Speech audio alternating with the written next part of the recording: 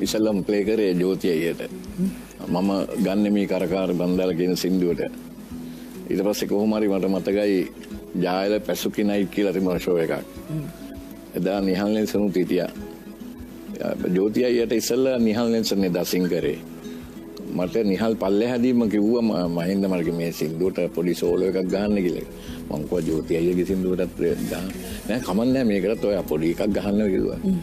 ඊට පස්සේ ඉතින් කොහොම හරි ඒ අර කාවඩි බයිලා සින්දුවට ඉතින් මං සෝලෝ එකක් ගැහුවා සින්දුවේ මැද අතර ඇතුලේ.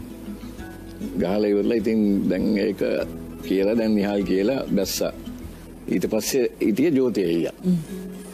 ඊට පස්සේ ජෝතිය අයියත් දැන් මේ උඩට නැගලා ඉතින් එයා අර මම ගන්න මේ කරකාර බන්දාල සින්දුවට එයා මේ කිව්වා මහින්ද මටත් සෝලෝ ගහන්න ඕනේ මං කොහා කියලා. ඉතින් කොහොම හරි දෙන්නටම සෝලෝස් දෙකක් ගැහුවා. ඊට පස්සේ මම දන්නවා දැන් මේ දෙන්න ඉන්න ෂෝ එක මට සෝලෝස් දෙකක් ගහන්න වෙනවා. ඊට පස්සේ මං නිහල් නෙල්සන්ගේ කාවඩි බයිලා එකට හරියන්න වෙනම එකක් හදාගත්තා. ජෝතියගේ සින්දුවට හරියන්න වෙනම එකක් හදාගත්තා.